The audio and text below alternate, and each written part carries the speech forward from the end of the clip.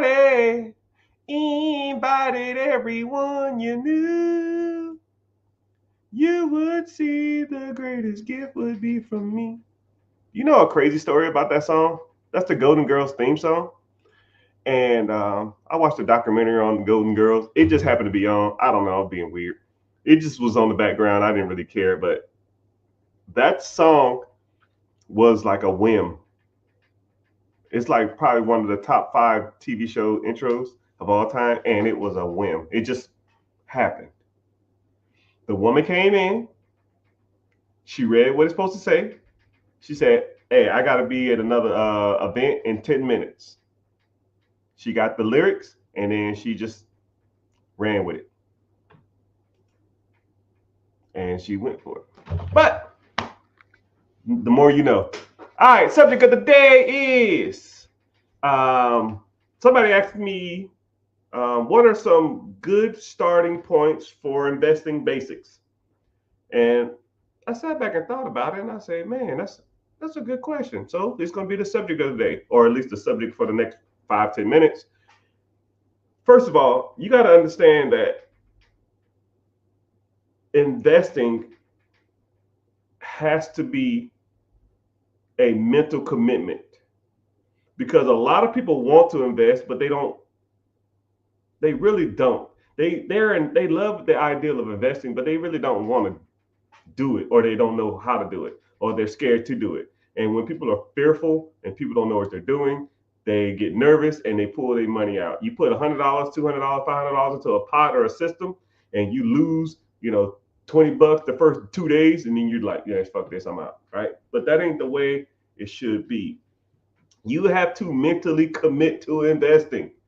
It is what it is. You can't just wake up one day and say, hey, I want to invest, and I'm gonna throw my money into this pot, and I'm gonna check it in a week, and hopefully I make triple my money. No, right? You need to set a time goal and an allocation goal, not just freaking I'm gonna put a little money in here and hopefully it work out.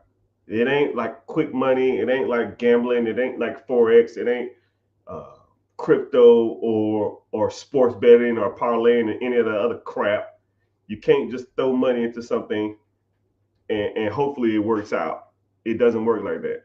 So first of all, you got to mentally commit, and then you got to allocate. Allocation is taking a certain amount of money every month and putting it into the pot, regardless of how bad things get. No matter how much you struggle, no matter how broke you are, it doesn't make a difference.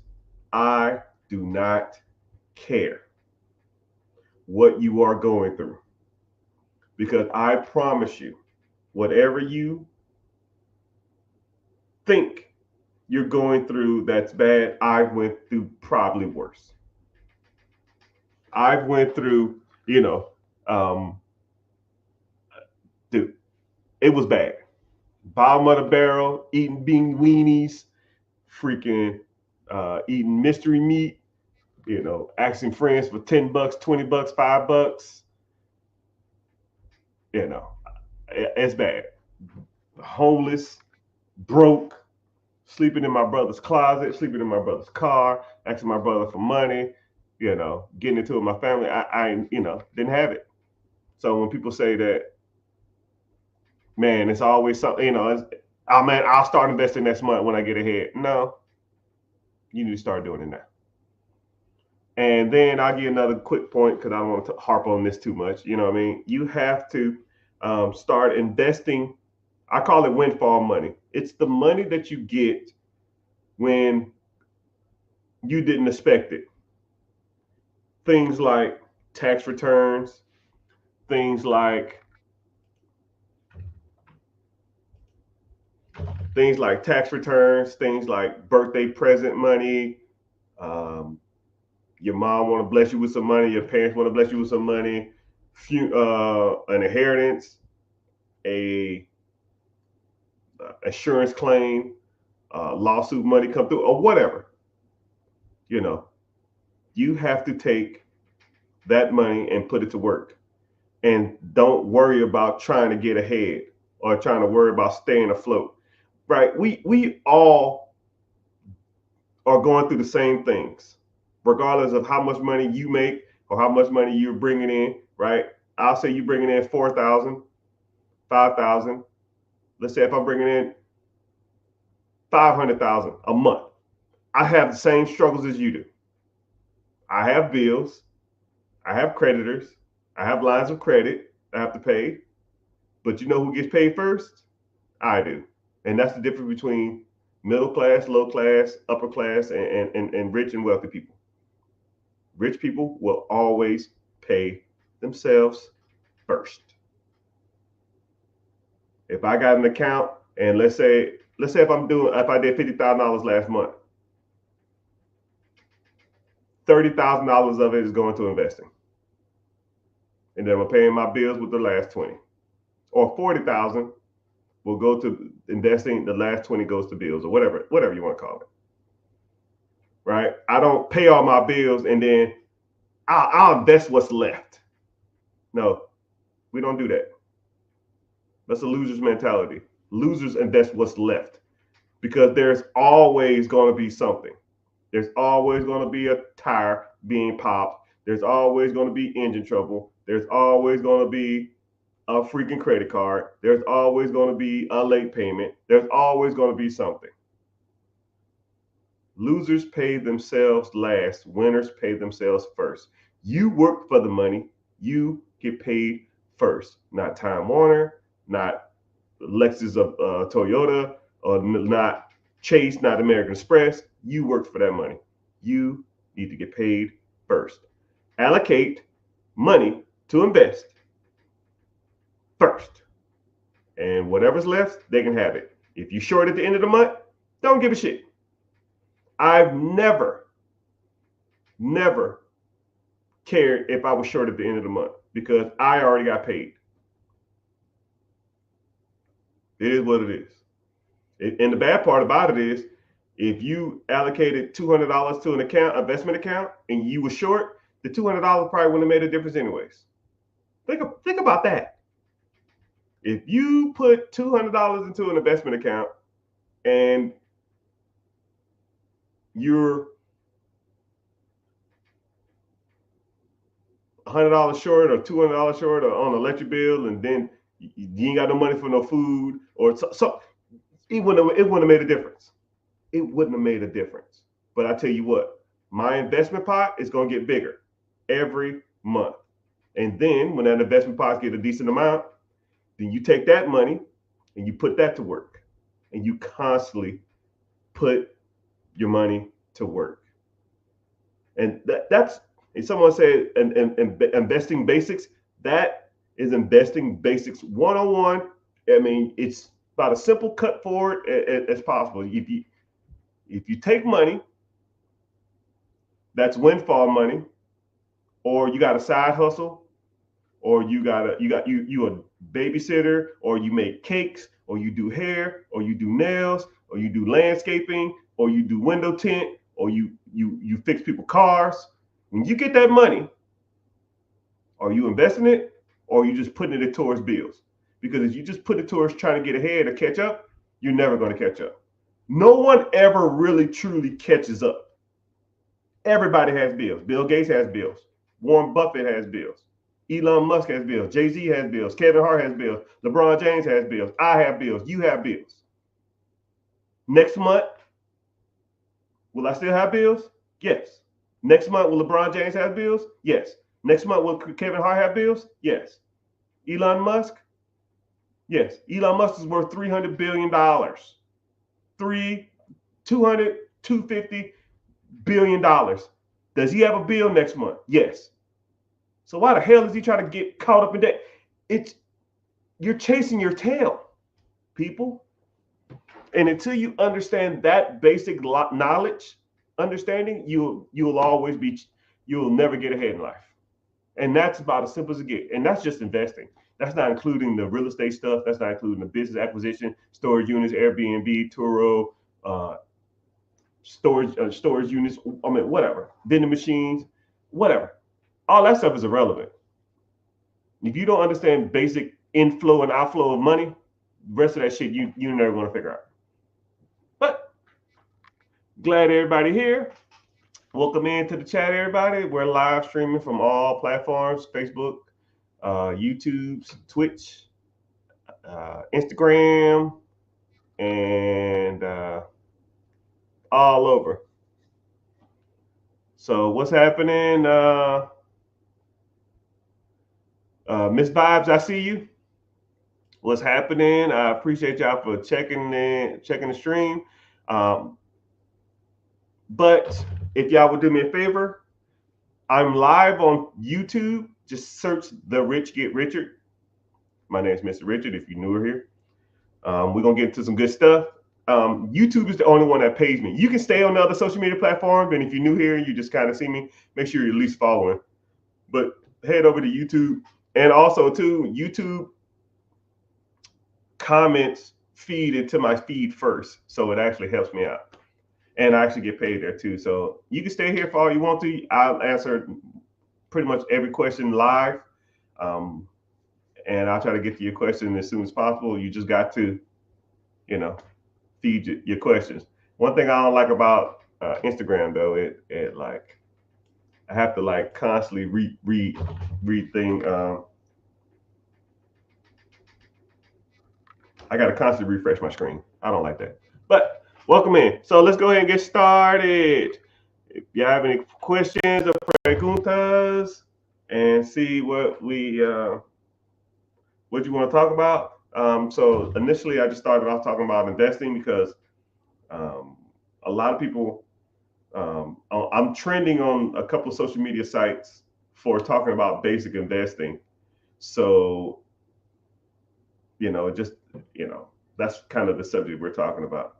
So individual asked, they wanted to start a trucking business. Okay. I tell people all the time, in this modern age, there's no point of starting anything. Why reinvent the wheel when the wheel has already been invented? Just buy the wheel. Would you go to eBay and build a car? Would you go to Home Depot and build a house? You might can get a better deal, or you can tell people I have a sense of accomplishment. But I mean, houses are already built, cars are already built, businesses have already been built. There's tons of baby boomers who are going to be retiring in the next 5, 6, 7 years. You can buy their processes from them. So if you wanted to get into like laundromats, dry cleaners, you want to get into trucking, you want to get into logistics, you want to get into franchises, Dunkin' Donuts, Subways, Papa John's, who knows, whatever, right? Why buy and start an existing business when you can just buy it already up and going? And then the requirements are way less to do it existing than it is to do it from scratch. So here we go. I'll put you in quick perspective of starting from scratch. Let's say you go out to the SBA or go to the bank and you say, hey man, I want to start a restaurant. I don't freaking know. And I know this for sure to be true because I have a buddy of mine who just did this and I was breaking it down for him. So let's say you wanted to start a restaurant. Cool. You have to go do what's called a build out. That means you got to go rent a place. You sign a triple net lease. So you locked in for 5 to 10 years. Then you got to do what's called a build out. You got to go in there and you got to get plans and come up with signs. You got to come up with all this other kind of crap, right? Then you got to get that approved. And that's going to take 6 to 8 months, maybe, probably damn near a year. So that build out is going to be $100,000. Okay.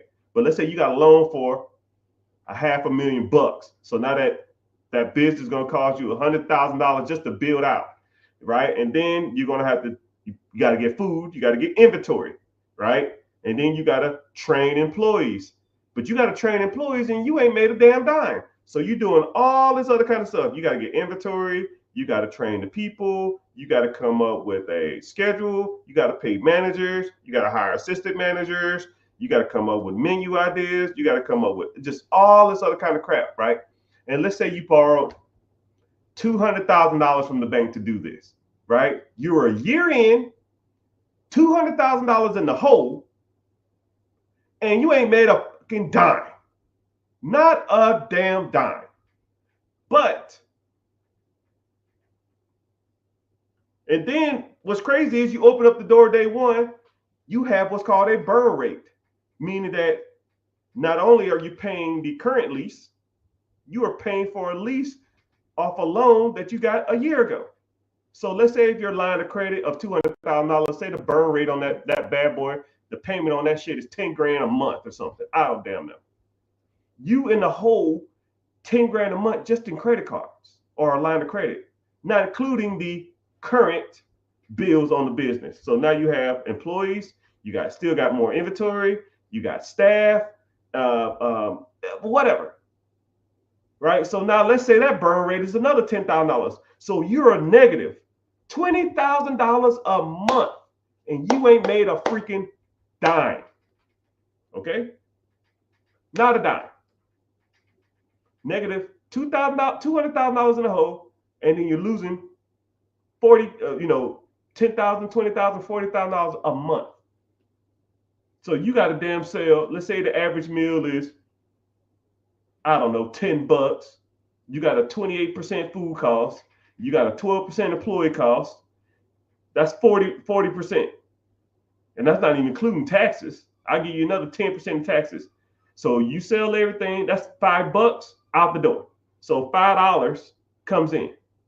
So, basic math, if your burn rate is $20,000 a month divided by $5,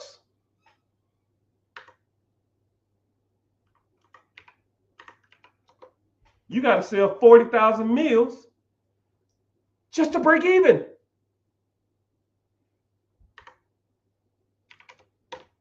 So you need 133 customers just to break even. I ain't talked about marketing. And then you got to get your name out there. And if nobody knows about you, you're screwed. But let's just say there's a business for sale. Same concept that you wanted to come up with. Maybe it's 5-10 minutes down the road, 30 minutes down the road. Who cares?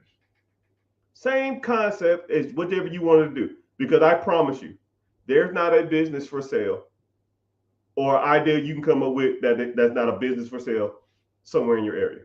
I promise you. Whatever idea you have in your head, there's an older person who's turning 60, 65 that had the same idea 40 years ago. And he already did it. He or she already did it. You can just buy their process. Now let's say that same business is down the street for sale for $500,000. Well, Mr. Richard, I was only going to spend $200,000. Why would I spend $500,000 when I can spend $200,000? Shut up and listen.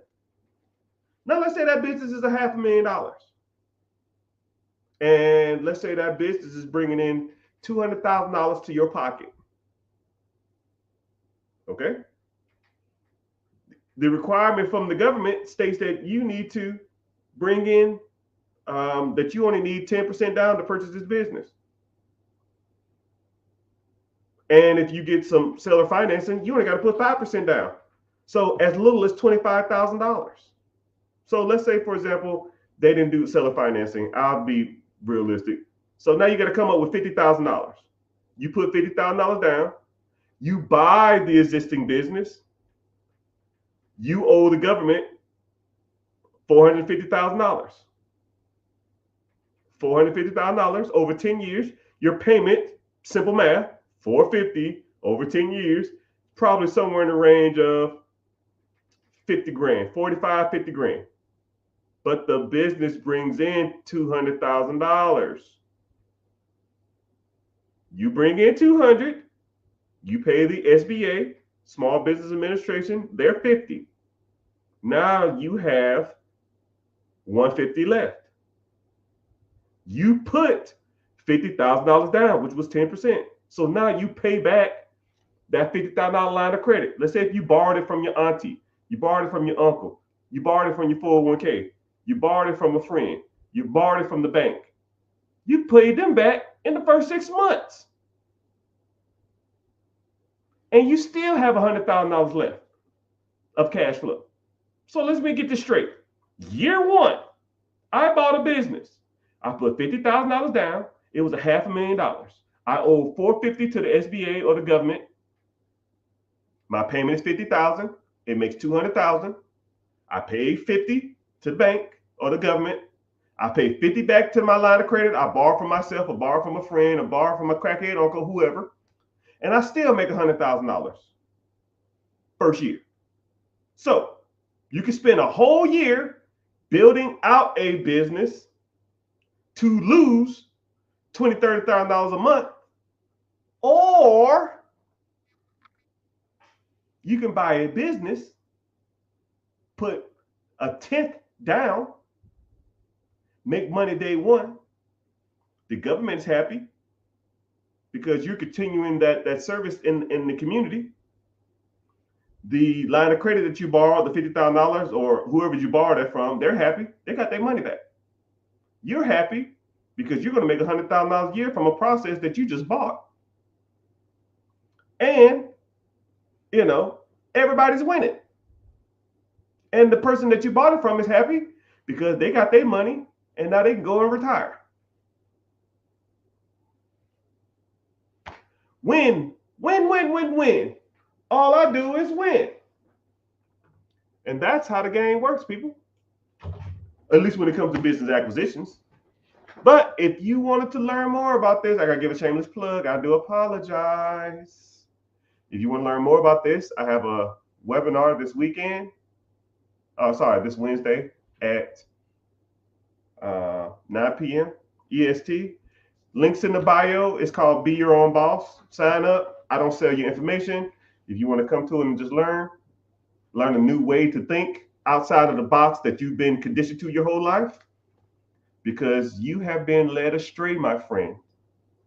You've been taught your whole life to go out, do good in school, get a job, go to college, get married, buy a house, have kids.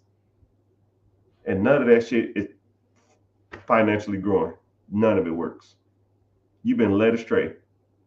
You've been chasing the rabbit down the hole for 10, 15, 20 years probably, and it ain't worked out for you. You're learning your information from people who are broke. Teachers, broke. Your parents, broke. Grandparents, if you had a blessing to meet them, probably broke. Your freaking neighbors, broke. Your friends, broke. Your college professors, broke. Your co-workers, broke. Your damn boss, broke. Broke mentally and broke financially. Because they think that they're getting ahead and they think they got some power in the world because they're telling everybody what to do, making an extra $2 an hour. It's trash. Trash. You got to learn from people like me who teaching you the real deal, Holyfield. You have to teach. I have to teach you investing. And I call it the 4 pillars. First of all, we got to work on your personal credit, right? You can't be going out here be trying to get $1 million loans with a 400 credit score.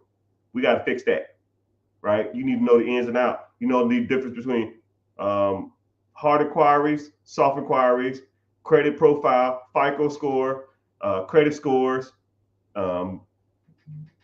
all the bureaus, how they pull, how to boost your credit, how to be more pleasing to the banks, and then when you start focus on business credit and LLCs,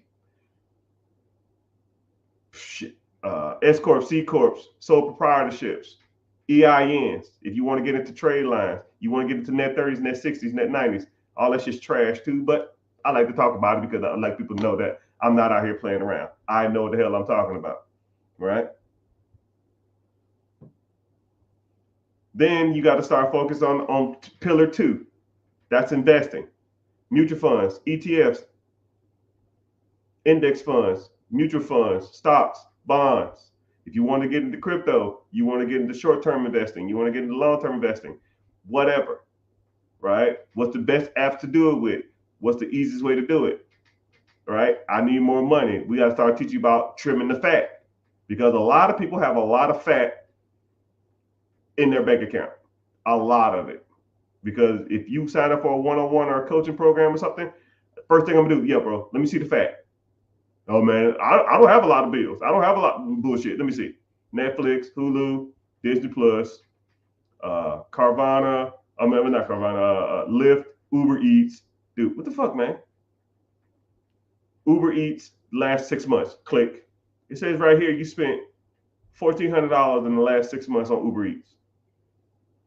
Not only are you too lazy to cook, you too lazy to go pick it up. That's a double negative.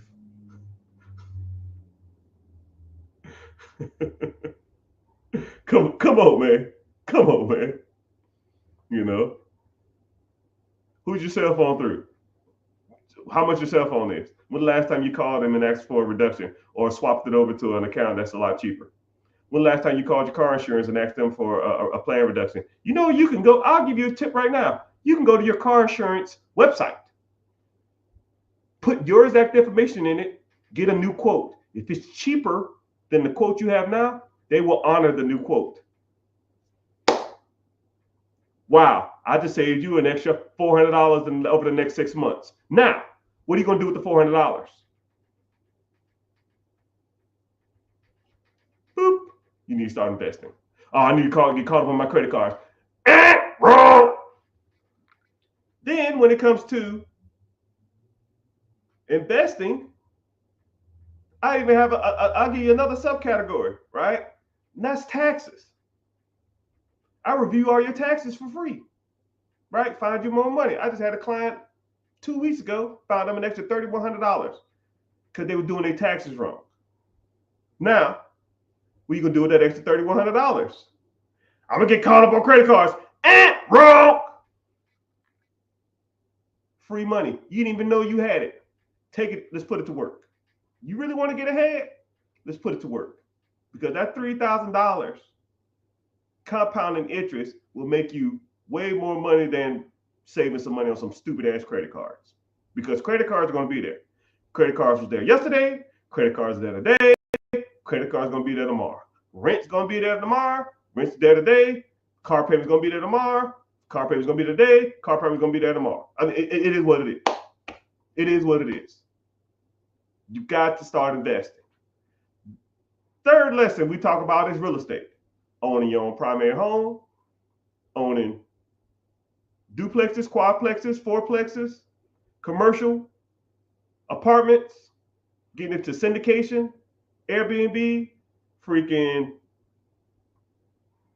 Section 8, wholesaling, bird dogging. I had a lesson the other day in my class because someone said, yo, man, you always talking about bird dogging.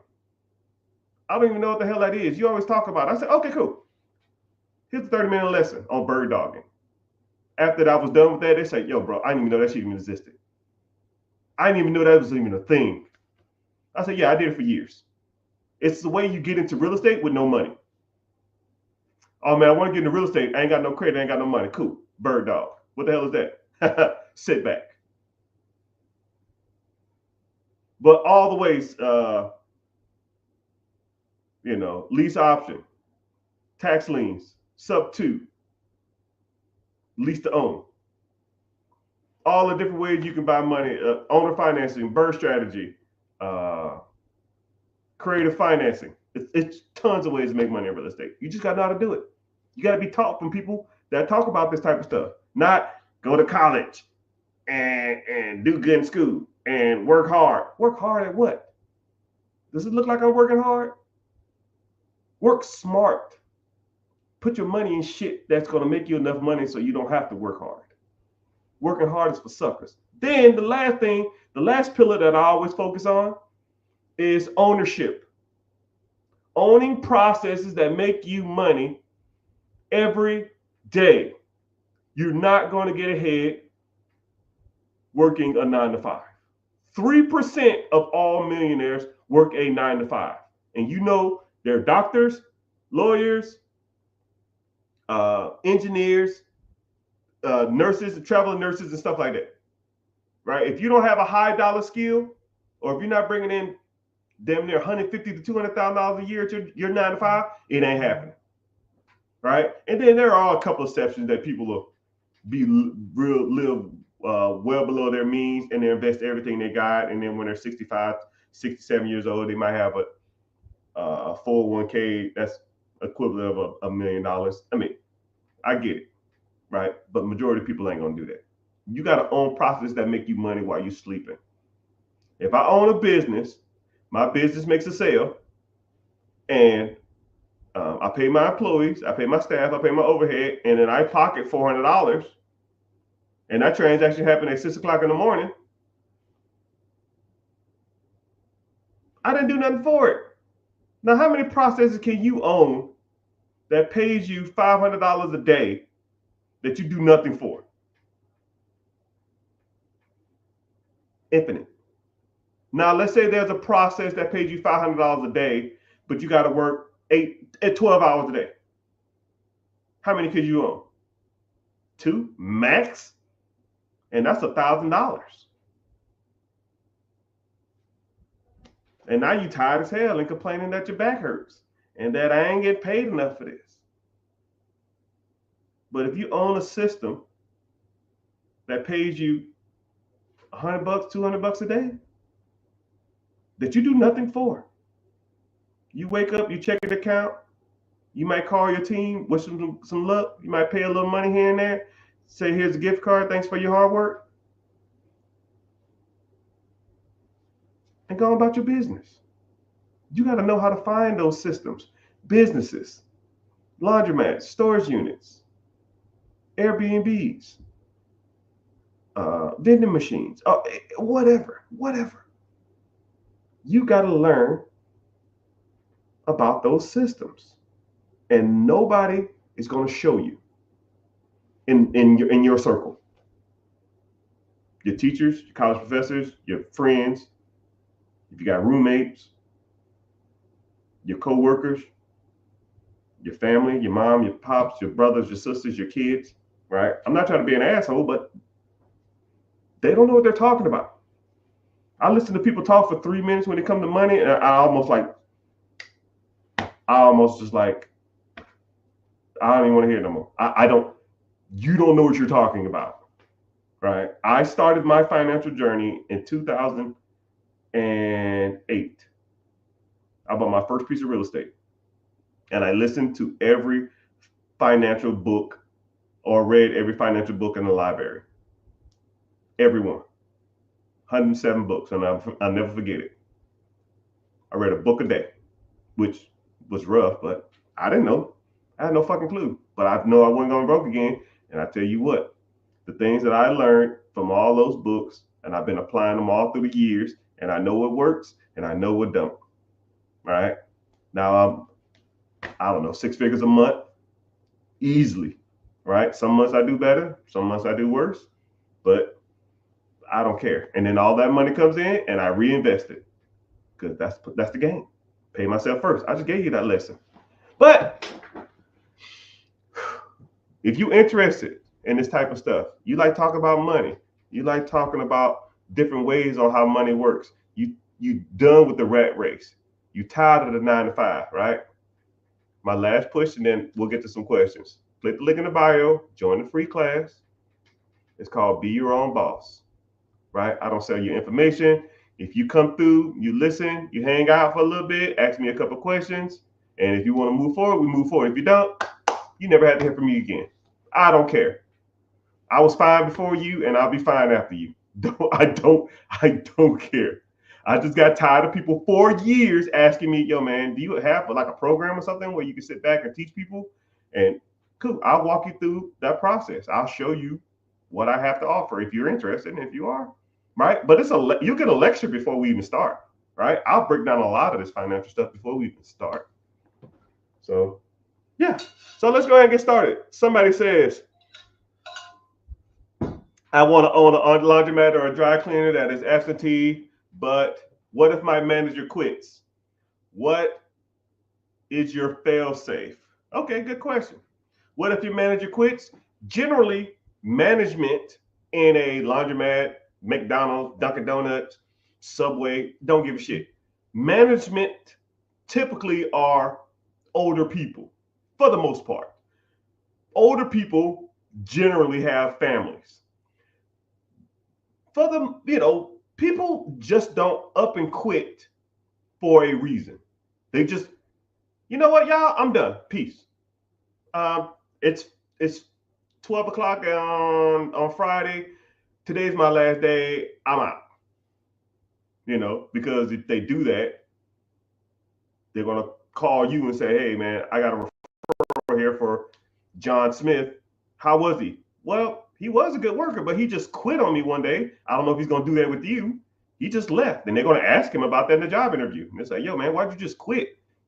You told him on Friday at 12 o'clock that you're gonna leave, and then you just left. Why'd you do that? Are you gonna do that with us?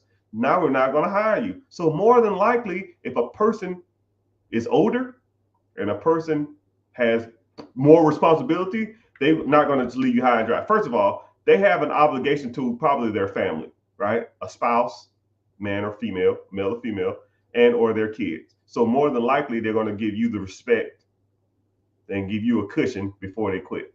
And if they just leave, right, more than likely, you're going to have other people working there. So you can either do two things. One, if a manager ups and leaves randomly, just I leave, right? Which is kind of weird, but more likely they're not.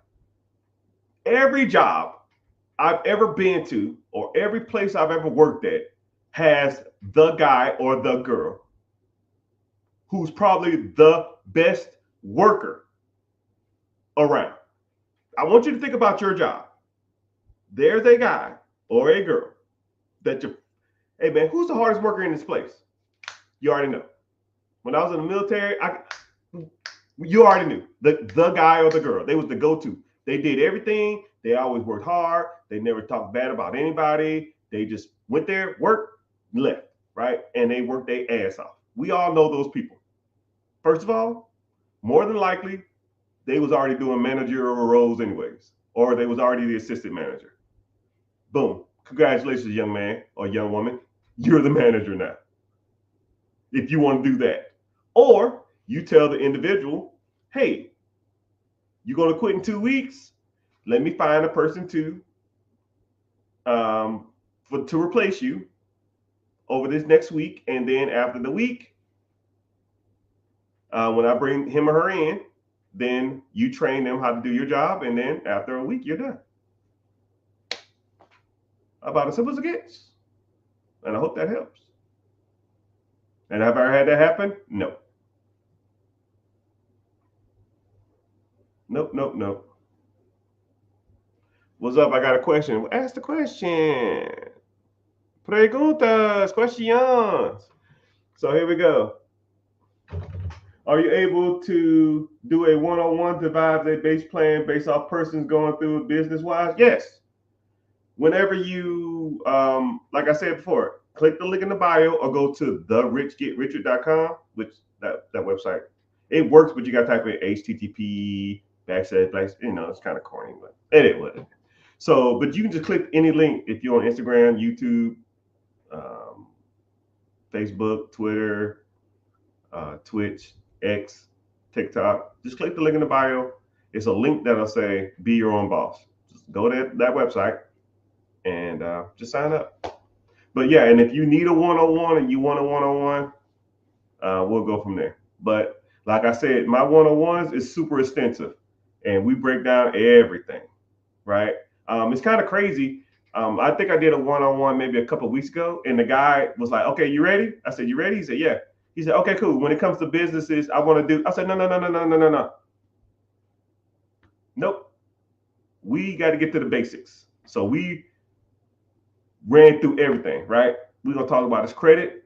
We talked about his investments. We talked about his income. We talked about short-term goals. We talked about midterm goals. We talked about long-term goals.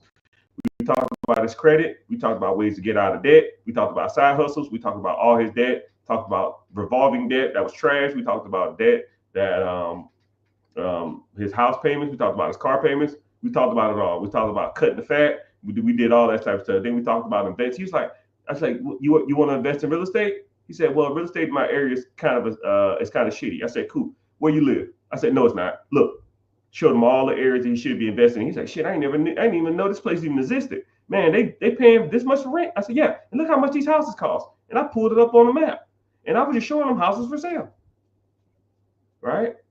Tons of them, right? And I said, you know, look, let's look at the Section 8 programs in this state and see if it's rent friendly. And Section 8 was charging, they was giving 20% more in that state. So if he saw a property that he could buy for $700 a month, and the rent was $1,500 a month, but the Section 8 was paying $1,750, you're making $950 a month. That's almost $12,000 a year of one property. If you made $12,000 off of one property, how many properties do you need to have to quit your job? Hell, 5 is 60 grand. And let's say you bought a property a year. You made $12,000 a year. Okay? In profit. 12,000 year one, buy another property. $24,000 year two, buy a property. $36,000 year three, buy a property. $48,000 year four, buy a property. 60 grand year five, quit your fucking job. Golly. People act like it's rocket science. And then about 2.5 hours in, then we start talking about businesses. Because people want to talk about business, but you need to get the basics first. You know what I mean? But yeah, that's 101 in a nutshell.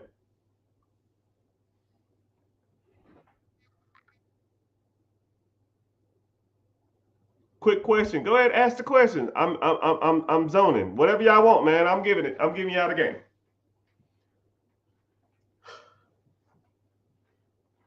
Someone said, I came across your page and you never wear designer, but you wearing Tom Fords today. I mean, it is what it is, man. Right? Just because I don't flaunt my wealth doesn't mean I don't have wealth. Okay? Let's get it twisted. Just because you don't see the money don't mean I ain't got it, right? And then one thing about it too is my sister okay, if y'all know what the Real is, my sister owns a consignment store, almost like the Real, and sometimes she'll get a lot of like name brand clothes, and sometimes they'll be sitting for a while, and then they'll just be ready to move units. And a lot of the stuff that I get, it'll just be like consignment stuff. They'll be like, "Oh man, these Tom Fords, I think they was like $400. They was on her website for $100. I think the guy wanted like $50 for it, and she takes 50. You know, she had them for sale for 100. The person gets 50, and she gets 50. She gets half of whatever she takes or whatever she sells it for. And then I said, yo, you know, how long they been sitting? She said, oh, these been sitting a while. I said, what's the consignment fee? She said $50. I said, yo, I'll give you $50. I'll take it off your hand. And she was like, yo, give me 60. I was like, hey, I always be hustling, right? Right. I don't expect a handout from anybody, right? So yeah, but yeah, if you ever see me with designer stuff on, more than likely that's where I got it from. But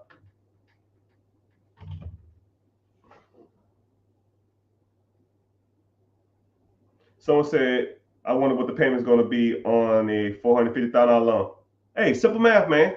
The average SBA loan is about 10%. 10% interest on $450,000 is about $45,000. I'll round up. That's $500,000. The average SBA loan is 10 years.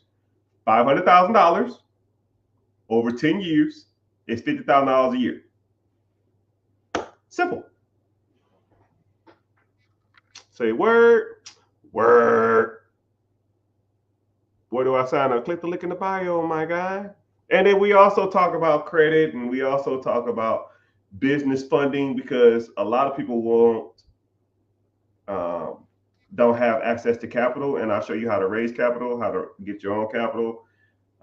If you get access to capital, how to properly liquidate it, because you know sometimes these banks be charging like 20, 30, 40% to get access to this money. in the form of cash. And there's better ways to do that. I try to do. I'll show you how to do it. Do you think private A investments like Energy X is long-term investments? I don't even know what Energy X is. I'm kind of simple on my investing. I'm not out here trying to chase. I call it chasing chickens or chasing pipe dreams, man. Oh man, I'll give you a great example. It was about when I started making a decent amount of money. I started getting into like some crazy investments. That's where I learned a lot of my hard knocks. 2012, 2013, there was a company drilling off the coast of Africa. They had some new oil refinery technique that was revolutionary. And they was doing 90% returns month over month for the last like 6 months or something. I said 90%. I said, if I put $100 into this stuff, I get 190 back in a month. And then after the month 2, I'm at what? Damn near $350. I said, sign me up. Bro, I forgot what I put in, like 15 grand or something. And that 15 grand turned into almost $90,000 in the first, I want to say like 13 months.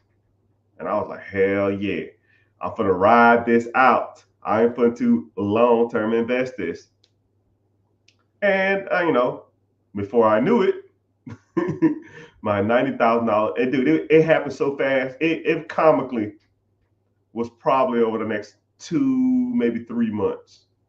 My 90,000, I was like, okay, cool. I'm gonna ride it down a little bit, and if it gets a little lower, I'm gonna get out of it. It got down to almost like $45,000 to $50,000, and I was like, yo, I'm done. Right? I still made 4 times the money. I put in 15. I got what 45 out of it, 50 out of it, but I was up 90. Right? But I thought it was gonna be a long-term play, and then every once in a while I go check on this fund or this stock. And that shit's, dude, it went to the trash. Moral of the story is, people, if you want to invest, stick to what you know. I got a simple rule when it comes to investing. Has your mama heard of it? Has your kids heard of it? Will it be around in 10 years from now? And do you use it, or have you seen other people use it on a daily basis? And what's the and will I get a return on my money? It's simple as it gets. Okay. Has my mom heard of a company that drills off the coast of Africa? No. What about my kids? No. It doesn't have long term. I thought it did. Do I use this every day? I guess I use oil every day. I don't know. Not really. From off the coast of Africa? Probably not. Okay, cool. Amazon. Has your mama heard of Amazon? Yes. Has your kids heard of Amazon? Yes. Will you get a good rate of return? Yes. Do you use Amazon? Do people use Amazon every day? Yes. I mean, okay, let's go. Simple as it gets. Someone said it's an emotional thing, not pulling out at 90K. Yeah, because if that was the case, I'm gonna put you on a new mindset of thinking, people. If you put in 15 and you got up to 20, most people will pull at 20. Most people will pull at 30. Most people 45, 60, 65, 90. I mean, what got you to 20 is going to get you to 30. What's going to get you to 30 is going to get you to 50. What's going to get you to 50 is going to get you to 100. Right? You just ride the ups and downs. It went up and it went down. It went up, it went down. It went up more, it went down. It went up, it went down. And I just got to 90, it went down. And it went down some more. Then it went down some more. And I was like, okay, cool, it's gonna go back up. And it's gonna go down some more. It's like, and then it says an emotional thing. No, none of this is emotional. I don't take anything financial personal. None of it. If I put my money into a fund, I lose all 10. Too bad, so sad, never do it again. Learn from your mistakes, press on. right? And I always see people that'll do that too. Man, I was up and man, I don't give a shit what you was. What we gonna do today? Do you have the money now? No, cool. Don't care. What we gonna do today? Let's focus on that. Right? Someone said, what is the best industry to buy in New York City? There's a lot. It's comically, there's a lot. New York City is kind of one of those weird places, you know. But if you can make it there, I guess you can make it anywhere. I had a client that was in New York City. No, not New York City. I think there was in New York City, and they was looking at a business to buy in New York City. We found them like 4 of them, comically, in about 15 minutes, and dry cleaners, laundromats, moving services, sub shop, sandwich shop, bodegas, corner stores. I mean, all of that stuff, man. There's tons. You're at the mercy of the market. If you go look at what's for sale in New York City now, you can go back in 6 months from now and it'd be something totally different. Just like if you're looking for a specific car to buy, you go in 6 months and it'll be a whole different car. You go look for a house, you look in 6 months from now, it'll be a whole bunch of different houses. So it just depends. It really just depends on what you want to get into and what you want to, what's your risk tolerance and stuff like that. Somebody said, I want to buy a plasma center. Actually, I seen one for sale.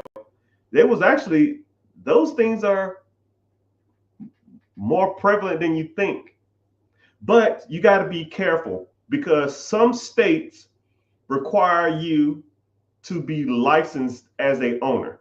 So I don't know what state you're in, but let's say, for example, if you want to buy a property management company, some states require you to be a property manager or either have a real estate license.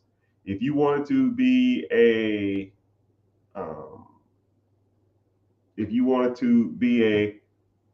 wanted a dog grooming business, some states require you to be like have a vet tech certificate or something. If you wanted to buy a accountant firm, some states require you to own a CPA or to have a certified public accountant certification before you own those type of establishments. So you got to be careful. But a lot of times, whenever you're buying a business, you can almost ask the owners, or you can ask the brokers, are there requirements for this state to purchase this or the acquisition of this business? But yeah, plasma banks, blood banks, the IV joint banks, and that kind of stuff. Yeah, I see those for sale all the time. I never really thought about it, but it is a good industry to get into if that's what you want to do.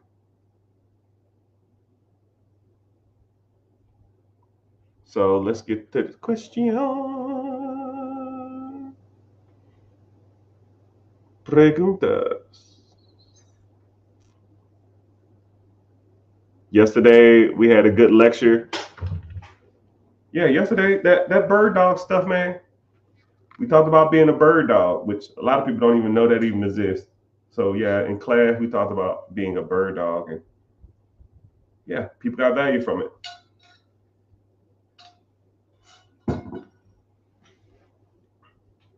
Do you think any business can thrive in America? No, not any business. Okay, I'm not like I'm a real big politically correct person. I don't like saying all or none of anything, right? Can no person make it in America? That it's grammatically incorrect. Does every business make it in America? Grammatically incorrect. Do I think that anybody my personal opinion, with the right mindset, the right know-how, the right coaching, and the right steps, I feel anybody can be successful in America. I'll tell you like that. Anybody who comes through me, I feel like I could get you right. You just have to implement. You have to put in the work, right? I could tell you how to make millions and millions and millions of dollars if you just take the information and be like, yo, that was dope. No, come up with a plan. Like if we coached or you was in the program or I worked with you, I'm gonna give you plays. Every time we meet, I'm gonna give you 3 or 4 different plays, right? And all you're doing is like double dutch, right? Airbnb, nope. Syndication, nope. Airbnb, nope. Sub 2, nope. Section 8, nope. Buy your first rental property in a rent-friendly area. Yeah, I like that one. And that's all you do. You got to get into it, right? You can't sit back and do this all day and double dutch. You gotta hop your ass in eventually. You can't just sit there and, oh man, this is good information to learn. No, you got to do it, right? Will you be scared? Yes. Is it nervous? Yes. Are you tapping into something that you've never done before? Yes. But you will get a little rush, and it's kind of like a little adrenaline that'll come. And once you do that, you do it a couple times, it's almost like, dude, what the hell was I waiting on? It's almost like when you drive for the first time. When you drive for the first time, you're kind of scared, you're kind of nervous, you don't know what you're doing, you're kind of fearful. You think, oh man, everybody's gonna wreck, people are gonna crash into me, I'm gonna die. I saw a statistic that a lot of people die in cars. I don't never want to do this. You give it 2 years, you got the seat back, you don't put on your seatbelt, the music blaring, the windows down, you talking on the phone, you're texting, you eating at the same time. It's the same thing. It's the same thing. Over time, when you do some of this stuff, it will just come natural, and you will just easily just start looking for the easiest, fastest way to do it. If you buy one rental property, you can buy two. You buy two, you buy four. And you buy four, you buy 8. And then you buy 8, you can buy 16. And then after that, now you're looking for package deals, right? Or what they're called, portfolio deals, right? Those are the best ways to scale too, man. You know, you got a old investor who has, I don't know, 30, 40, 50 properties. Shit, why buy a whole bunch of single family homes, one a month, when you can buy 50 in the damn portfolio? Cool. How much are all these properties worth? I had them appraised at $2 million. Okay, well, what you want for them? Give me 1.6. Okay, well, 20% of 1.6 is 320. You put 320 down, you got $400,000 worth of equity. You pretty much get your money back as soon as you sign the shit. But that's how you scale. And then the rent will pay for your down payment. I mean, let's be real, people. Let's be real, people. But commercial break, y'all. Like I said, I give you 15 minutes worth of game, and you got to listen to me solicit for 15 seconds. 15 for 15, right? I don't know where you're watching from, TikTok. Just make sure you tap in the screen. Let's tap for 15 seconds while I talk. 1, 2, 3, go. Just tap the screen, tap the screen. Instagram, I see you. YouTubers, I appreciate you in here. Let's see, the YouTube is bumping, man. I'm getting some AdSense today, man. Cut the check. Twitter in the house, Twitch in the house, Facebook. We need to work on it, but it's all good. But if you want to watch, it's the same platform. I see everybody's comments. I just get paid from YouTube to be here. So 2 things. 1, I have a free webinar coming up this Wednesday. Click the link in the bio. Join the free class. Like I said, I don't sell you information, but we talk about, raising money from the banks. We talk about buying businesses. We talk about buying real estate. We talk about credit. We talk about business credit. We talk about business funding. We talk about stocks, bonds, mutual funds, investing, compounding interest. It's a good little segment that a lot of people need to hear. But if you're interested, go over there and head that out, check that out, and when you do that, also then click back after you sign up, and then go to my YouTube channel and watch this from here. Because, like I said, I'll give you game for free, but YouTube actually pays me to be here. So, and it's not even a lot. It's like, I don't know, a couple $100 a week or something, just enough to like get my daughter some Michael Jordan shoes. She loves Michael Jordans, and I hate Michael Jordan. You know what I mean? But it is what it is. I hope I never meet that dude. But it's all gravy. It's all gravy. Why is Bitcoin considered the new gold? I don't know about that, Playboy. I don't know about that one, Playboy. There's no standard for Bitcoin, one, and it has no utilitarian value, right? I can't go to Walmart and say, yo, I have one Bitcoin. Let me buy this TV. Until there's an exchange for an exchange, a basic unit of metric for a certain currency, it won't be accepted. And that ain't happening anytime soon. So that's just my personal opinion. What is the best first asset to buy or invest in? Like I said, I believe in the 4 pillars: credit, investing, real estate, businesses. You can almost do all 3 of them at the same. You can do all 4 at the same time, right? I'll even give you basics. Boom, you got a 401k at your job? That's investing. Do you have a personal house? That's real estate. What do you own that makes you money while you're sleeping? That's the business. How's your personal credit?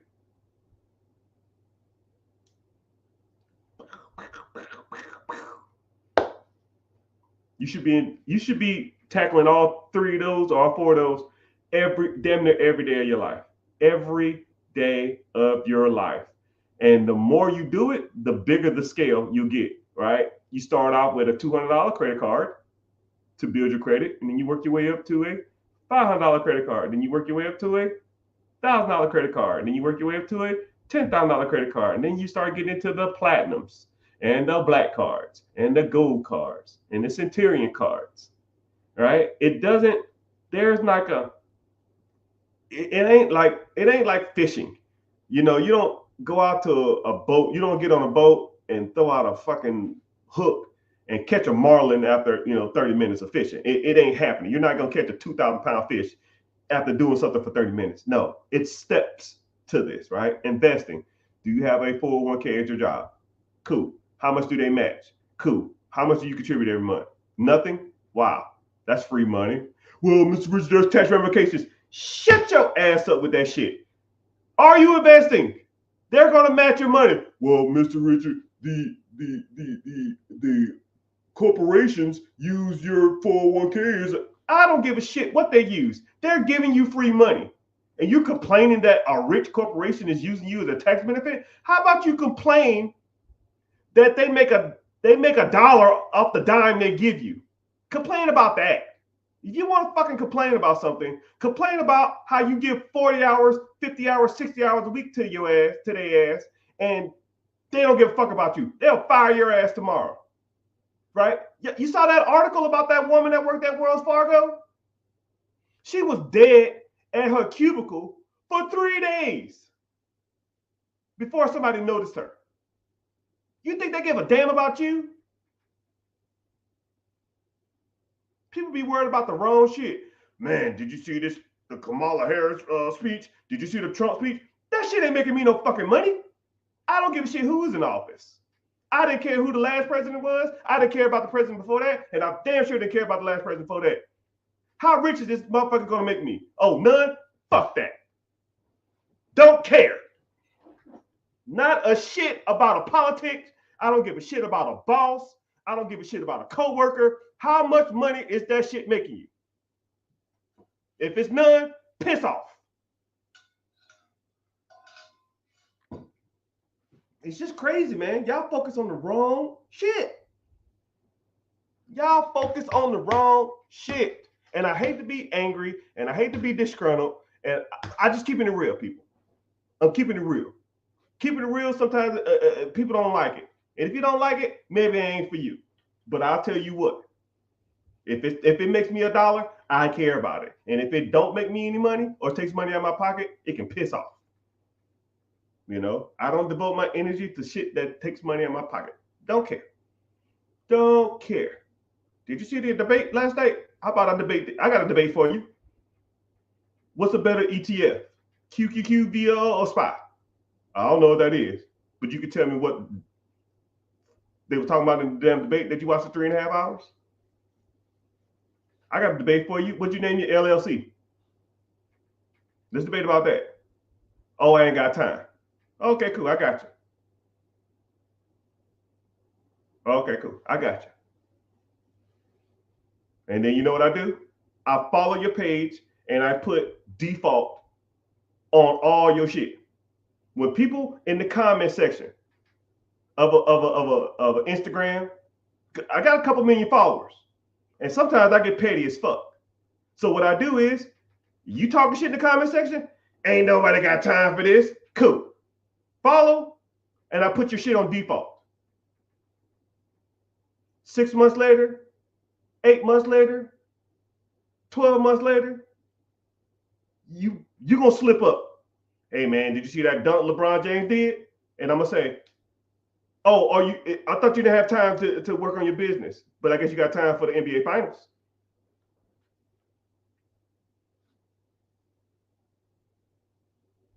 Block. I'm that guy. I'm that guy.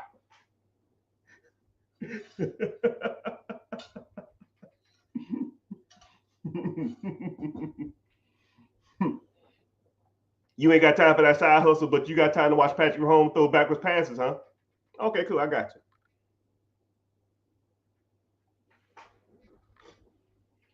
But if you invest in 25% credit cards, why not pay them off? Brother, we all have debt. Let's say you have a 25% credit card, okay? Let's do a simple, basic math lesson. This is about as simple as it gets when it comes to people talking about, I should pay off my debt. Cool, I got you. Let's do simple math. If you put,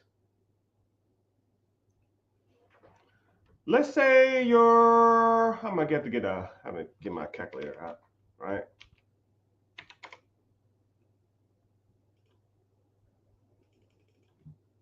Let's say you have a 25% interest credit card, which, god dang, that's a lot. Let's say you got a 25% interest credit card, okay? And let's say your payment is, I don't know, $400 a month, right? You send twice as much, okay? Twice as much, which is $800. You're going to pay that credit card off, and let's say you owe, I don't know, $5K. You're going to pay it off a little faster, but you're still going to take probably a couple years. And now let's say you pay the minimum, okay? Instead of you paying $800, you pay $400. And now you take the $400 and you invest it in an account, okay?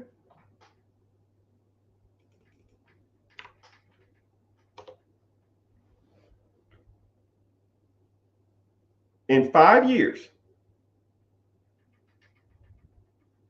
that account, the extra $400 you put into that system, would be worth $36,000. So you can pay off a $5,000 credit card at 22% interest, or you can invest and have an account with $36,000 in it. Like I said before, we all have bills. I can do way more with $36,000 than a paid off credit card. Because all you're going to do is go charge that shit right back up anyways. It's revolving. You think you learned your lesson the first time? Or the second time? Or the third time? Or the fourth time? When I pay these credit cards off, I'm never doing this again. And then what happens? Never do again. Happens the next month. I mean, stop me when I'm lying. I'll wait.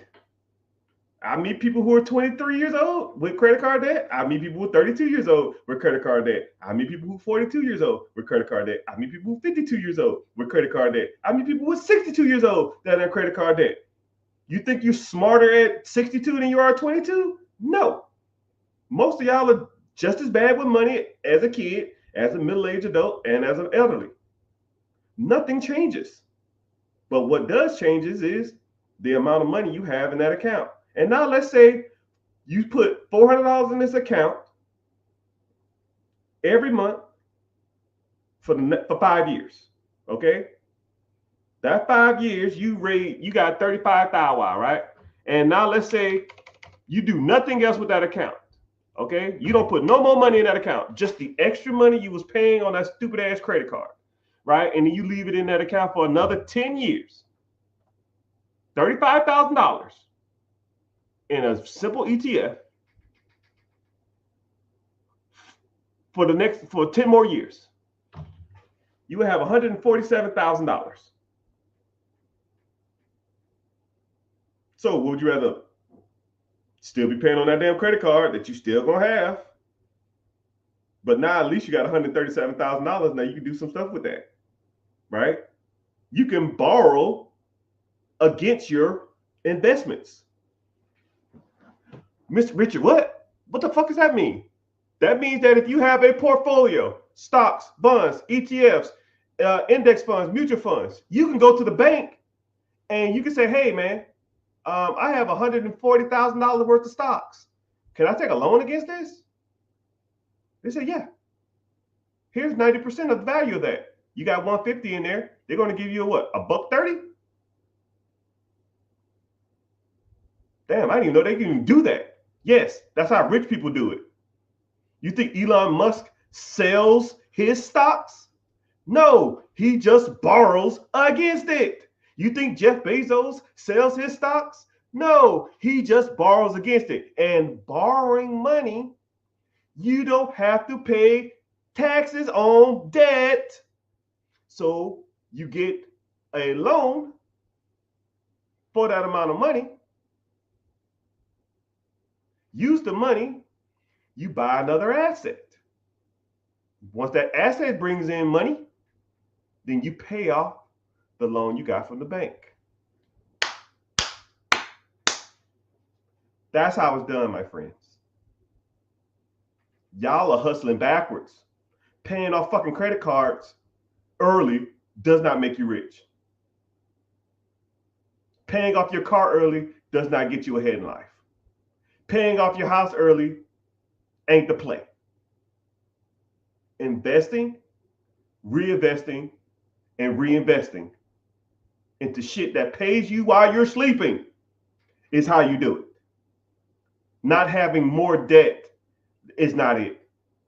Like I said before, I guess I could call this topic, we all have debt. I have debt, you have debt. Name your favorite celebrity. I used to have a huge crush on J-Lo. She got debt? What about Halle Berry? She got debt? Does LeBron James have debt? You think LeBron James, he has a $80 million house in LA. What do you think he did? Bought it cash? He's worth $1 billion. You think he bought his house cash? No, he didn't put a down payment. Come on, he borrowed against it. So now he doesn't have to pay capital gains tax on that money. It's just a dead asset. He borrowed against it and he pays the monthly payment from the income he got from his other investments. Boom. He bought a pizza company that pays him while he sleeps. When that money comes in, he pays his house payment. Boom. His earned income from dribbling the ball up and down the fucking court all day makes him income. He takes the income money and invests it. Stock funds, mutual funds, his own businesses. Now that income pays for the cars, the Lambos, the house, the clothes. You think he's paying for that with his paycheck? You think LeBron James was worth $1 billion 2 years ago and now worth $1.5 billion 2 years later? Off a salary from the NBA? Y'all got a lot to learn, dog. Y'all got a lot to learn. In this game of money, you think you got it figured out. Y'all are rookies.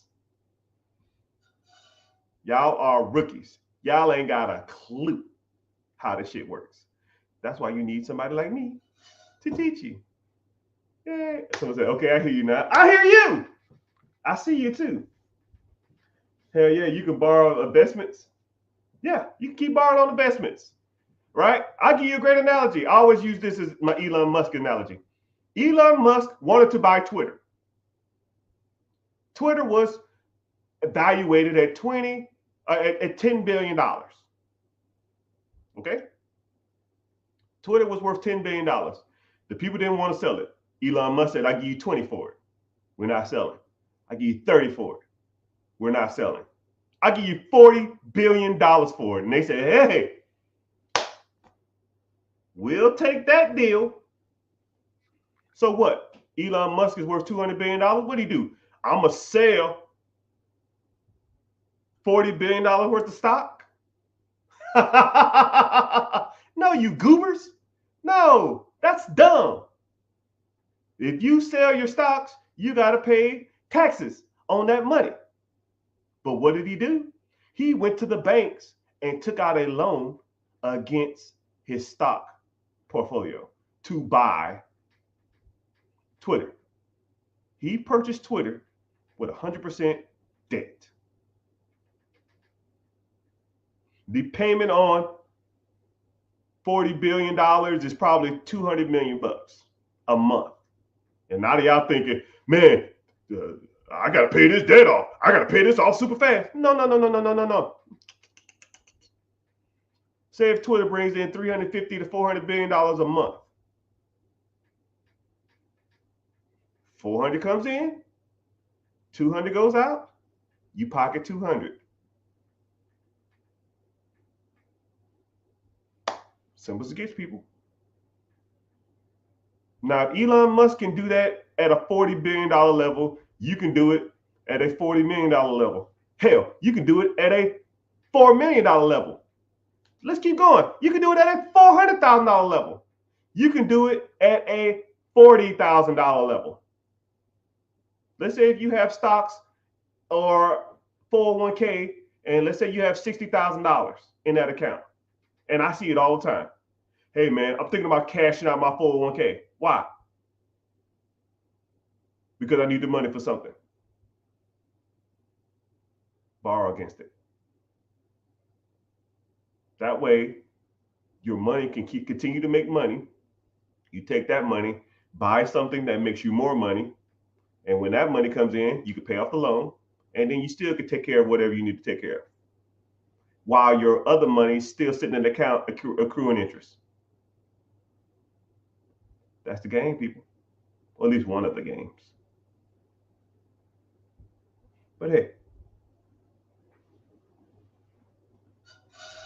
it is what it is.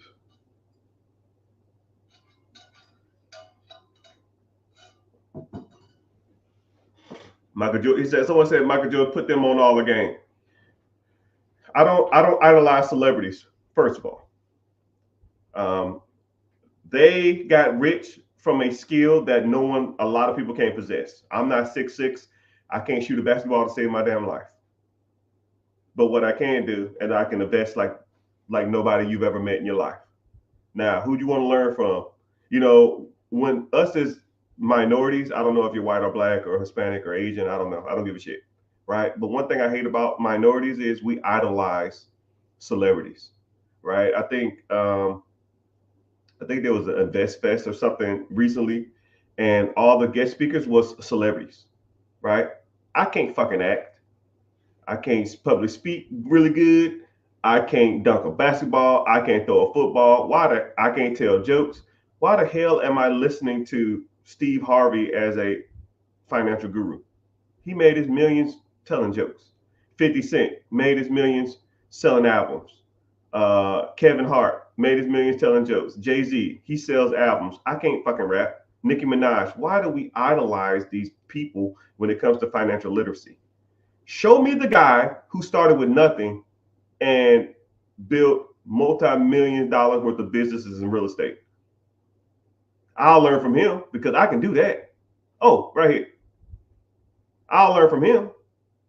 I can't learn shit from Dwayne The Rock Johnson. Why the hell am I going to a public speaking event and watching Dwayne Rock Johnson talk?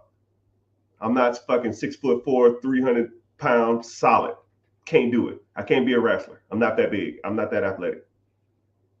So you have to start learning and getting your literacy from people who are out here doing this shit every day, not from celebrities. I idolize no man. I've met tons of celebrities. Most of them are assholes. Most of them. Me and Ludacris almost got to a fist fight because he talked shit. He was talking shit to me and my wife. I almost punched him in his fucking throat. Don't idolize them people, man. They're all losers. Most of them are. Some of them are kind of cool, but most of them are assholes.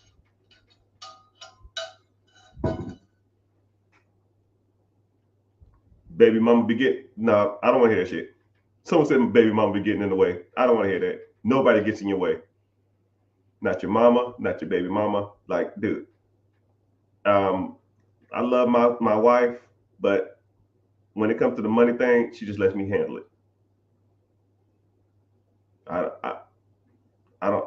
She can guide me or assist me on certain things, but I don't do that.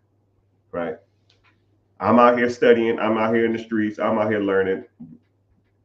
Your baby mother or your mom or your friend or your neighbor or your boss can't tell you shit. You out here, it's your money. JG Wentworth. You do with it whatever you want, right? If it fails, they're not going to be there to help you get up. But if it hits, they're going to have their hand out. About as simple as it gets, my guy. About as simple as it gets, my guy.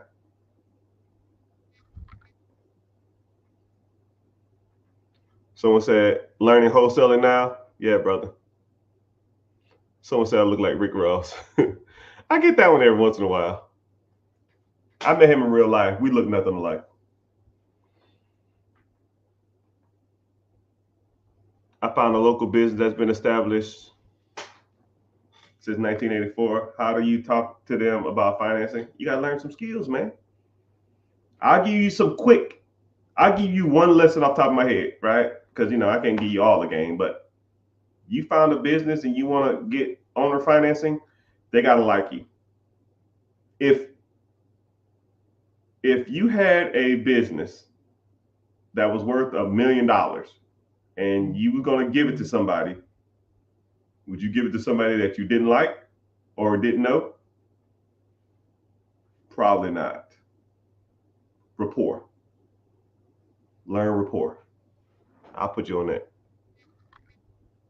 Someone says you was in the military. Did you get 100%?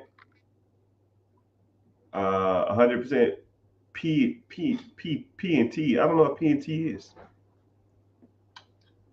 Did I get 100% P and T? I don't know what P and T is. But yes, I was in the military. Did 21 years in that hellhole.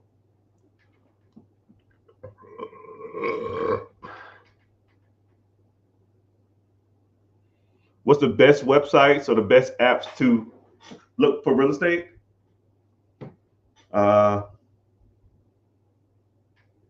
It depends on what you want to do. Depends if you want to get into commercial units. Depends if you want to get into apartments. Depends if you want to get into single family homes. Depends if you want to get into on market or off market, right? If you want to get into off market, if you want to get onto market deals, you can just Google houses for sale. If you want to get into off market deals, you got to start finding people in the areas you want to invest in who have the deals that you want, or you got to start sourcing your deals yourself. Once you start making decent money in real estate, then you have to start sourcing your deals yourself. Once you start sourcing your deals yourself, then you're pretty much writing your own checks.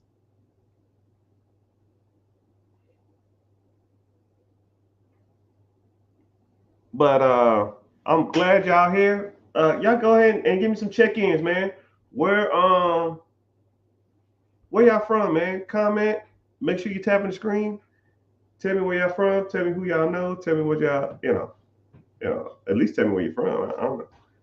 I've traveled all over the world, so I always like to see where different people from, right? And the bad part about it is, I'll even do I was talking to someone about rapport. I'll do a rapport. I'll do rapport with you right now, right? Someone says Harlem. Hey man, Harlem, man. I just can't. I just did. I went to a vacation in New York, but I was in Times Square. I went through some parts of Brooklyn, and I was. I didn't ride the subway, but I really wanted to ride the subway, but I heard it's nasty and it's kind of weird. So I guess next time I go, I'll do that. Um, but how is Harlem? Is Harlem like majority black, or is it becoming like gentrified, or is a lot of white people there, or is it how is it?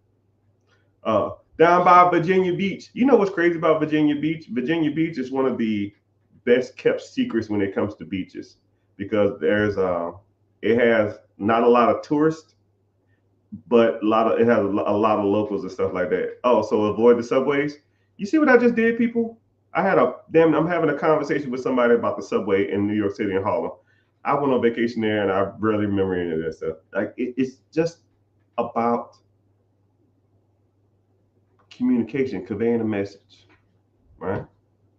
If I had 100K to put into real estate or in business right now, shit, brother, you rich and don't even know it. You are rich and don't even know it.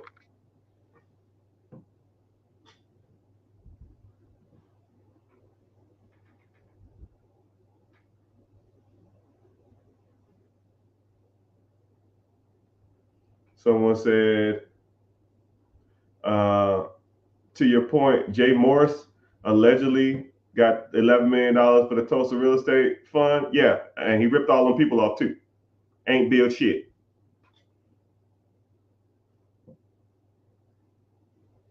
Who's to blame? Him, right? If so to take on a fund, I'll even break that down. So there's a guy named Jay Morris. Jay Morris took a whole bunch of money. He raised a whole bunch of funds to start a Tulsa real estate investment group, and apparently didn't build shit. That is syndication Ponzi scheme 101, right? Syndication is when you're an investor, you take pools of money from people, and you find a project and you build the project. However, if then you're supposed to pay those people a dividend.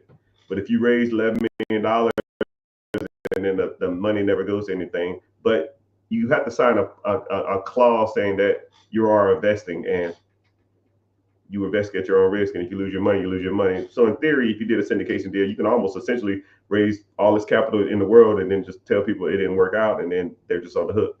It's kind of fucked up, you know. I'm not a huge fan of that shit, right? If I'm gonna take on someone's money and take on someone's investments, but please believe we build some shit, right? I almost think I should get into that because a lot of people try to send me money to try to raise to buy apartments or buildings and commercial units and shit like that. I don't want to touch anybody's money, but yeah. Moral of the story is that a lot of these gurus out here think they know what they're talking about. They be on some bullshit.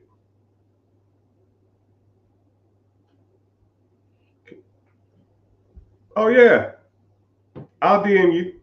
I'll see you.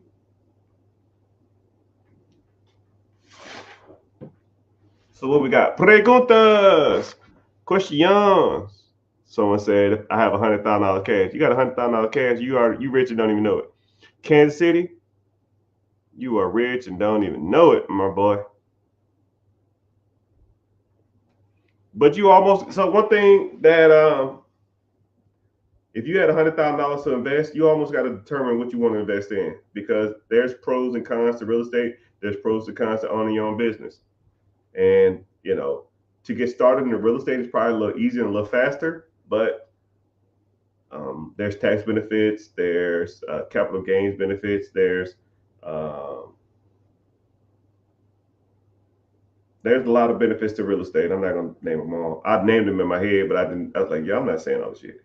But to buy in a business, you get a lot of cash flow back, but then you have a cash flow problem. Then you have to pay taxes and capital gains on that too. So they have their pros and cons. I think that's why I try to explain to people what the pros and cons are of having both of them. Right? But there's a free class coming up. Click the link in the bio, join the free class, and we can go from there. No, what I'm saying is that $3,100 pay off instead of investing first. Devin, or I try not to say anybody's names on lives, but I'll say your name. You're not gonna tell me that paying off a credit card is more beneficial than starting investing. You're never going to convince me that. If you pay down a $3,000, $5,000, $10,000 credit card, it is revolving debt. You pay it off, and then you will be right back in debt a year later, and then you're going to be paying it off again. You're chasing your own tail, man. A lot of people think they're smarter than like, dude, you're overthinking it too. And then you're losing out on the years. You're losing out on the years. I have it in the calculator right here. Let's say if you put $35,000 in an account in a simple ETF, if you started investing and you did it for 10 years, that would make you $140,000. But let's say you waited 3 years, it would be 89,000. So you lose out on making $54,000 because you waited 3 years to pay off a damn credit card. A $5,000 credit card cost you $54,000. It doesn't make sense, sir. I'm not trying to be a butthole. Would you rather have a paid off credit card or an extra $56,000? Your choice. Man, I ain't got no debt. Fuck that debt. We all got debt. This house is debt. I got cars that are debt. My kids are debt. Right? They take money out of my pocket every month. What, I'm going to pay that off? I'm going to pay off the house? No. You take the money that you can afford to go to zero. You put it in the pot. You let it grow. You borrow against it, or you use it to buy something that makes money, real estate or a business or something of that nature. And then that money's going to come in. You save that up, and then you buy more shit. That makes you more money. And then when you're bringing in 40, 30, 60, 70, 80,000, $100,000 a month, you ain't got to worry about no damn credit cards. You know how much my credit card bills are? Dude, I got like 70 grand worth of credit card debt from running all my businesses and real estate and stuff like that. You think I give a damn what my credit card payments are? You think I'm trying to pay them off? I don't care. You talking about a $3,000, $5,000 credit card, man? No, that's trash. Invest. Take the money from your investment and buy something that makes money. If I bring in $100K next month, you think I give a damn about a credit card bill? No. Come on, man. Think bigger.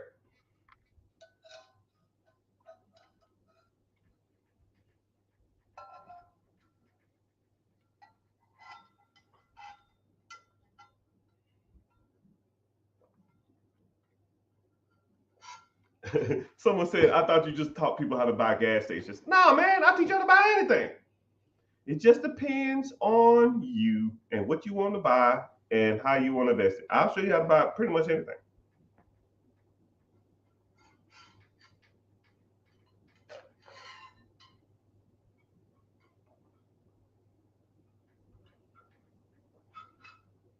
Someone said, if I knew about ETFs at 18, I ain't even gonna read the rest. You know about them now. What you gonna do? I don't care what happened yesterday, man. We don't care. I'm here to tell you right now, we don't care. You didn't know about ETFs at 18. You didn't know about real estate at 18. You didn't know about buying business at 18. You didn't know about credit at 18. You didn't know about investment at 18. But you know about them now. What you want to do? Because 5 years from now, you can say the same shit about now. Man, I wish I'd have did something. 5 years from that, man, I really need to get started. 10 years from now, man, I know all this game, but I got to put it to work. Dude, you're just saying words, man. You got to put it to work. Put it to work.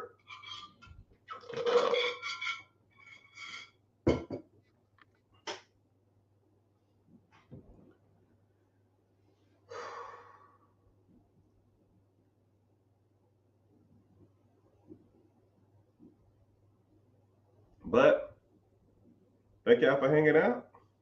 Appreciate y'all being here. Ask the questions. We cooking, man. We got a lot of people in this chat. More than I thought was going to be here. But, it is what it is. I said I was training online. Might as well, you know what I mean? So, yeah. Oh, man. My butt hurts. Someone said never meet your heroes. Yeah, man. Yeah, because the one time you do meet them, they'll be buttholes to you. And the weird part about it is, man, I'm not saying I'm a celebrity or I'm well known or anything, but even me, when I meet people, I still try not to idolize them, because if they turn out to be assholes, it's just gonna piss me off. You know what I mean? So it's all good. It's all good.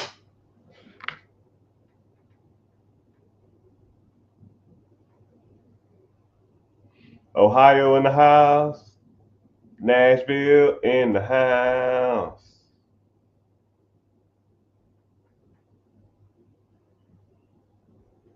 Someone said I'm a millionaire from real estate. Yeah, that's about as simple as it gets. You're a millionaire in real estate, and you probably got thousands of dollars worth of debt. It's funny that people look at debt as almost like a crutch. Listen to Dave Ramsey, man, gonna have you jacked up, man, because that's all he talks about. Man, you gotta get rid of the debt, man. The debt, make more money. Like, think about it like this. I'll even give you a super easy scenario. Let's say you had, I'll give you a hypothetical situation, $20,000 worth of credit card debt. And let's say you make $5,000 a month. You got $20,000 worth of credit card debt. You make $5,000 a month. Is that a bad problem to have? You're damn right it is. Let's say, okay, boom, I'm gonna double your income. Now you make $10,000 a month. Is $20,000 credit card bad to have? Yep. Cool. Double it again. You make $20,000 a month and you have $20,000 worth of credit card debt. Is that a bad problem to have? It's getting better. Cool. Double it again. You got $20,000 worth of credit card. Now you make $40,000 a month. Do you care about a $40,000 damn debt when you make $40,000 a month? Probably not. Moral of the story: make more money. Stop focusing on your debt. We all have debt. Rich people focus on making more money. Poor people in the middle class focus on paying off debt. They will sit in that rat race trap for life. And then as soon as they get out of debt, they hop right back into that shit. It's like a mouse stuck in a glue trap, and he gnarled his damn foot off just to hop right back in that shit. People pay off 30, 40, 50, $60,000 cars to turn around and buy another 40, 50, 60, $70,000 car. People rack up $30,000, $3,000, $4,000, $5,000 worth of debt just to turn around, get their income taxes, pay the shit off, just to rack up another $2,000, $3,000, $4,000 debt. It makes no sense to me. Why the hell are y'all buying 40, 50, 60, $70,000 cars? Why the hell are you racking up credit card debt every freaking month?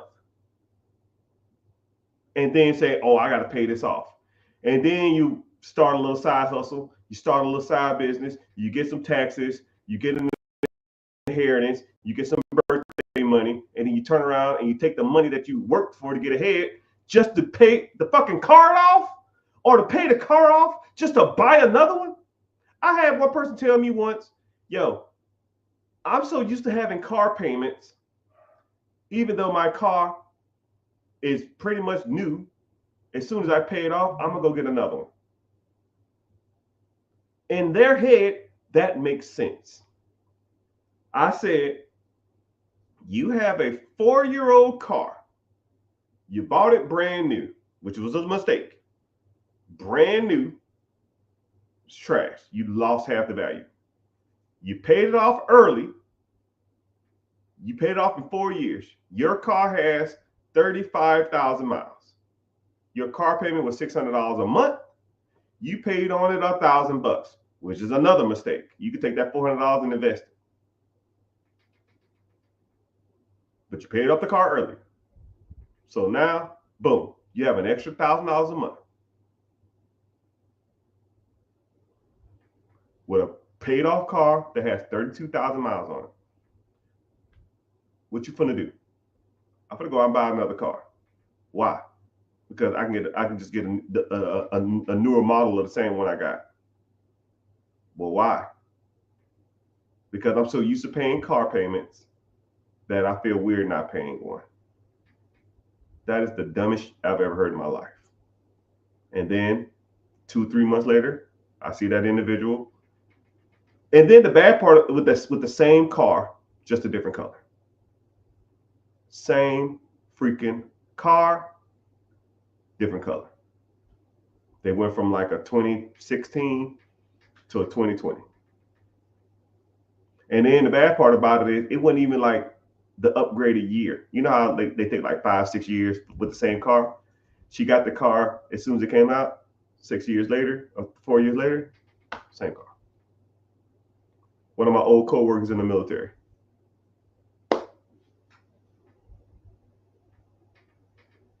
That individual will never be ahead in life. Never. Their financial literacy is a -10. They have no skills. They will be a worker bee or in the rat race for the rest of their lives.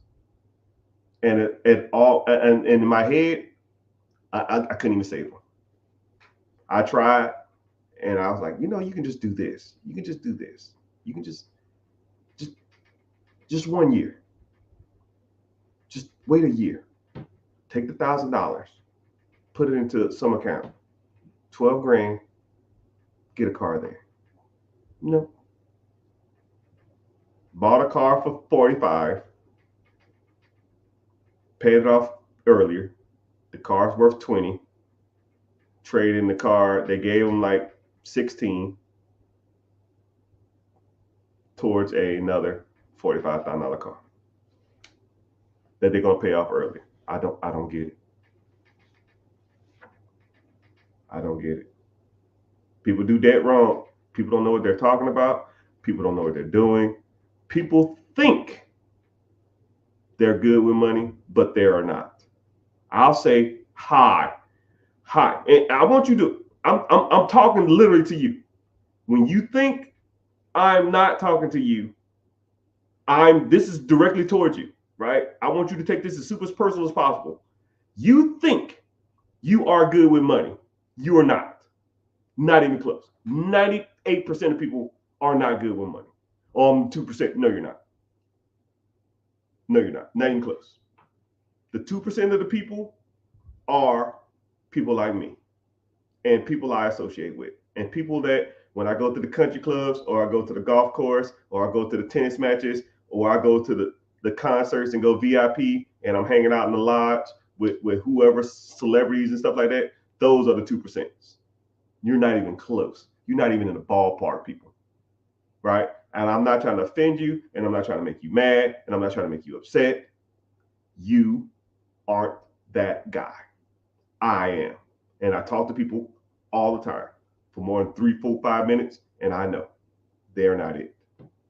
You have bad spending habits. You don't understand debt. You don't understand real estate. You don't understand credit. You don't understand debt leveraging. You don't understand debt servicing. You don't even get credit cards right.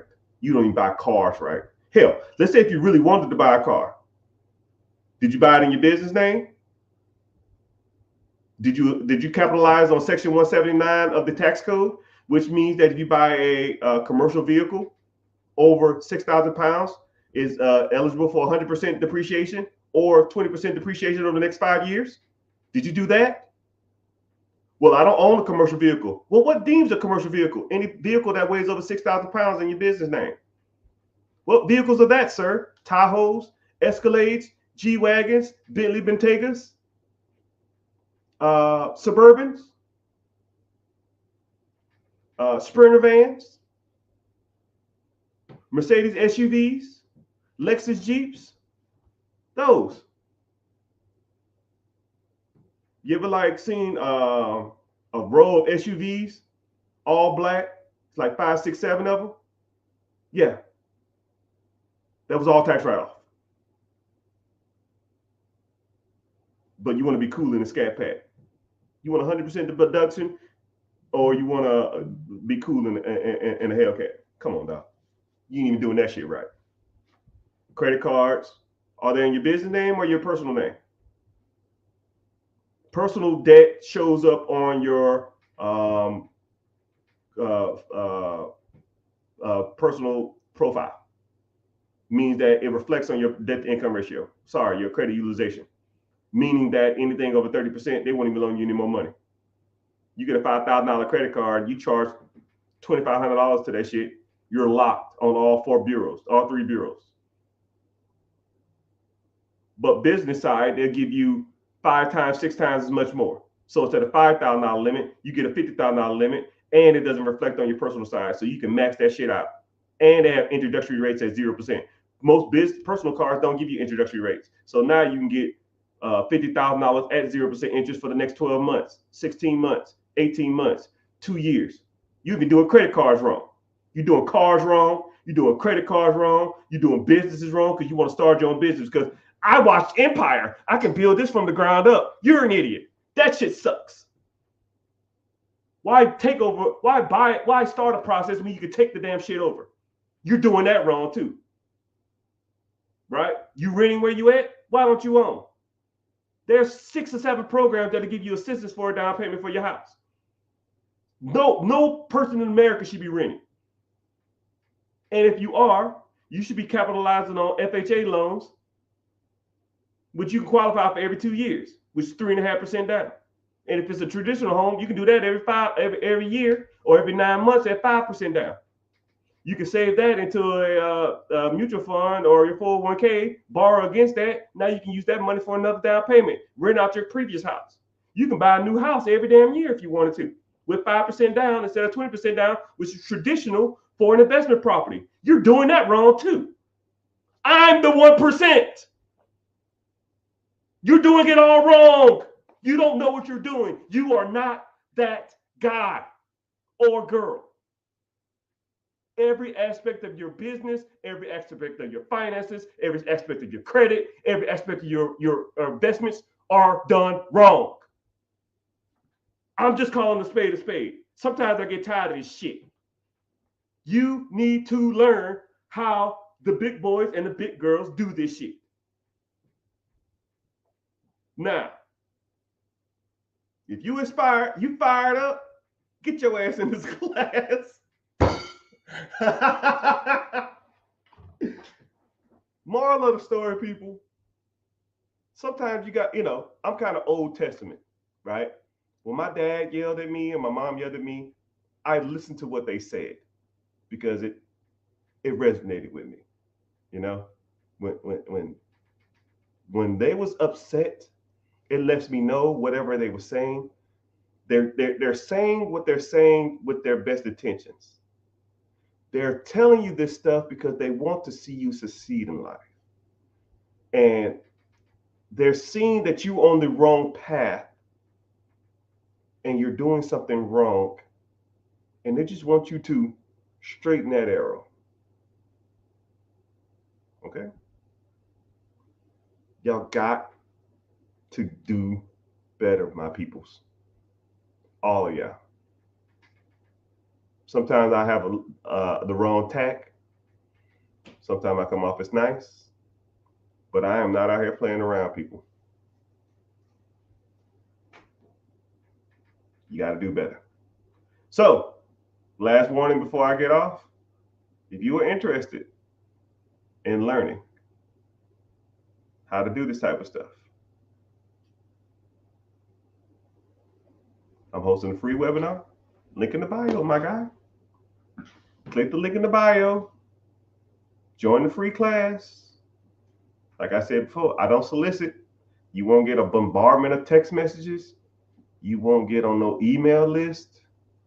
You won't get spam calls. You get a notification before we start. Hop your butt in there and you learn. And then after that, I'm done. You want to learn more? Let's move forward. If not, I can lead the horse to water, but I can't make him drink it, right? But I thank y'all for your time. Social media gets mad if you exceed 2 hours. So I might hop back on because I'm kind of in a talking mood. But I don't know. But I'm about to head off. But join the free class. If you have any questions, preguntas, shoot me a text message. I'll try to get to it, but like I said, I'll probably get a couple, maybe 200 text messages a day, and it's just a lot. And I answer all my text messages myself. So if you get a message, it's from me, like, because I'm sitting there watching some show or something, and I just do DMs while I'm doing it. But thank y'all for being here. All my friends all over social media. Man, it's bumping in here. I appreciate y'all for being here. Make sure you're following on all the platforms. I see you in Twitch. I see you on YouTube. Make sure you at least subbing so you get notifications when I'm on. Twitter, make sure you're following. Instagram was kind of bumping today. I appreciate y'all being here. But yeah, I'm about to head off because, like I said, I can't exceed 2 hours. They get mad at me. They literally will like be pissed and like put me on the naughty list. So I might get back on. All right, I ain't got that much to do today. I did want to watch the last 15 minutes of this movie. Right? When I watch like movies in segments. I don't have time, so I watch like 15 minutes, 12 minutes, 18 minutes, 30 minutes. So I'm like 15 minutes left on the movie, and I just gotta, it's kind of weird, right? But hey, I guess that's busy rich people problems. But I appreciate you being here. Later, dudes. Make sure you're following. Thank you.